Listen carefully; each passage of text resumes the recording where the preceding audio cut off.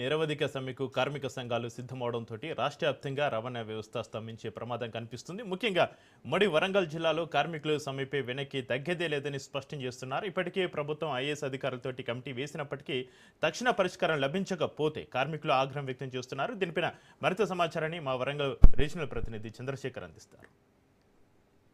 Telangana RTC కార్మికులు సమ్మెకు వెళ్లాలని నిర్ణయించుకున్నారు. ఇప్పటికే ప్రభుత్వానికి నోటీస్ ఇచ్చినప్పటికీ ప్రభుత్వం ఇచ్చిన ఏదైతే హామీలు ఉన్నాయో హామీలు నెరవేర్చడంలో ప్రభుత్వం విఫలమైంది. కాబట్టి మా సమస్యలు తీరేంత వరకు కూడా మేము నిరవధిక సమ్మె నిర్వహిస్తామని ఆర్టీసీ కార్మికులు ఈరోజు అర్ధరాత్రి నుంచి పిలుపునివ్వడం జరిగింది. మనతో కొంతమంది ఆర్టీసీ కార్మికులు ఉన్నారు.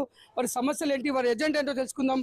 అన్న చెప్పండి, ఈరోజు అర్ధరాత్రి నుంచి మీరు సమ్మెకు వెళ్తున్నారు, అసలు ఏంటి మీ ఎజెండా ఏంటి, మీ యొక్క డిమాండ్ ఏంటి? ప్రభుత్వంలో విలీనం చేస్తామని మేనిఫెస్టోలో పెట్టారండి, ఇంతవరకు చేయలేదు. 2 PRCలు బాకీ ఉన్నాయి, చేయట్లేదు. మా సమస్యలని పక్కకు పెట్టేసి ప్రభుత్వాన్ని ఆర్టీసీని ప్రత్యక్షంగా పరోక్షంగా ప్రైవేట్ పరం చేయడం కోసం చేసిన ప్రయత్నంలో భాగంగా మా ఆర్టీసీ కార్మికులను మొత్తం విస్మరిస్తున్నారు. మా సమస్యలు తీర్చట్లేదు. అంటే ఇప్పటికే అనేక హామీలు ప్రభుత్వం రాకముందు ఇటు రేవంత్ రెడ్డి ఇచ్చాడు. కానీ ఇప్పటికి ప్రభుత్వంలోకి వచ్చి 2.5 సంవత్సరాలు అయినా కూడా మాకు ఇచ్చిన హామీలు నెరవేర్చలేదని మీరు డిమాండ్ చేస్తున్నారు. దాంతోపాటు అసలు ఏంటేంటి మీరు అడుగుతున్నారు, ప్రభుత్వానికి ఏమేమి కావాలని అడుగుతున్నారు? మేము ప్రభుత్వాన్ని కోరుకునేది ప్రభుత్వంలో విలీనం చేయాలి, ఆర్టీసీ కార్మికులని జీవితాలు మెరుగుపరచాలని. మా జీతభత్యాలు చాలా తక్కువగా ఉన్నాయి. 2 PRCలు కూడా మాకు చేసి లేదు. వాళ్ళు ఇస్తామని చెప్పడం జరుగుతుంది తప్ప ఇంతవరకు అమలు చేయడం లేదు. మీరు చెప్పండి, అసలు ఒక మహిళా ఉద్యోగులకు పట్ల కూడా కొంత వివక్ష ఉంది, మహిళలకు సరైన సదుపాయాలు లేవు, మహిళల సమస్యలు కూడా ఉన్నాయి ఆర్టీసీలో, అవన్నీ కూడా నెరవేర్చాలని ఈ యొక్క డిమాండ్ కూడా ప్రభుత్వానికి మీరు చెప్పారు. అసలు ప్రభుత్వ స్పందన విధంగా ఉండి అసలు మహిళలకు కావాల్సి ఏమేమి సమస్యలు ఉన్నాయి అంటారు? మహిళలు ఎర్లీగా ఎక్కి ఎర్లీగా దిగేటటువంటి, అంటే 8 దిగేటటువంటి డ్యూటీలు కావాలి. అట్లా కాకుండా ఇప్పుడు అర్ధరాత్రి 12 కూడా డ్యూటీ దిగాల్సి వస్తుంది. ఈ మహిళా టికెట్ల వల్ల కూడా మేము చాలా సఫర్ అవుతున్నాం. వాష్రూమ్స్ కూడా చాలా ఇబ్బందిగా ఉంది, కన్వీనియంట్ లేదు, భోజనశాలలు లేవు, బస్సులో కూర్చొనే తినాల్సి వస్తుంది భోజనం. దానివల్ల మేము చాలా ఇబ్బందులు పడుతున్నాం. ఇప్పుడు మేము ప్రధానమైన డిమాండ్ ఏంటంటే మమ్మల్ని ఆర్టీసీ కార్మికుల్ని ప్రభుత్వంలో విలీనం చేయాలి. అదొకటి, మాకు యూనియన్లు పునరుద్ధరించాలని కోరుకుంటున్నాం. మాకు సమస్యలు అంటూ వచ్చినప్పుడు ఎవరికి చెప్పాలో ఎవరికి చెప్పలేక కూడా చాలా అవస్థపడుతున్నాం. మేము మహిళలుగా మాకు ప్రకృతి ప్రసాదించినటువంటి దాని గురించి కూడా అవి ఆ టైంలో కూడా మేము డ్యూటీలు చేయవలసిన పరిస్థితి వస్తుంది. చాలా సఫర్ అవుతున్నాం సార్. దానివల్ల కూడా మీరు కొంచెం 1-2 రోజులు సెలవు, 3 రోజులు సెలవులు అన్నా కానీ ఇచ్చే పరిస్థితి లేదు. ఈరోజు ఏదైతే మహిళా కార్మికులది టికెట్ల విషయంలో కూడా అండి, మేము 0 టికెట్ కొట్టుకుంటూ వచ్చి మళ్ళీ జెంట్స్ డబ్బులు ఇచ్చినప్పుడు మర్చిపోయి గబాలన మేము 0 టికెట్ ఇష్యూ చేస్తే దానివల్ల కూడా చాలా మంది కండక్టర్లు సస్పెండ్ అయ్యి ఉన్నారు. చాలా మంది జీవితాలు కూడా పోయినాయి అండి. చాలా మంది ఇబ్బంది పడుతున్నాం మేము. వీటి వల్ల కూడా మానసికంగా చాలా ఒత్తిడికి గురవుతున్నాం. ఒక బస్సులో 60 నుంచి 60 మంది ప్రయాణికుల మధ్యలో 120 మందిని తీసుకొని ప్రయాణం చేయాల్సిన పరిస్థితి వస్తుంది. లోపలికి వెళ్ళి టికెట్లు కొట్టాలన్నా చేయాలన్నా చాలా సఫర్ అవుతున్నాం.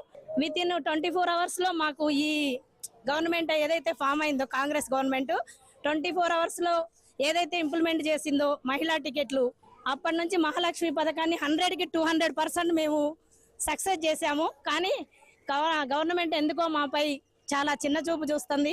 కాబట్టి తక్షణమే మా కార్మికుల యొక్క సమస్యలు పరిష్కరించి ముందుగా యూనియన్లు పునరుద్ధరించాలని, అలాగే మమ్మల్ని గవర్నమెంట్లో విలీనం చేసుకొని మాకు కూడా మంచి జీతాలు ఇవ్వాలని కానీ ఈరోజు మాకేమీ చేయట్లేదు. అందుకే మేము చాలా బాధపడుతున్నామండి.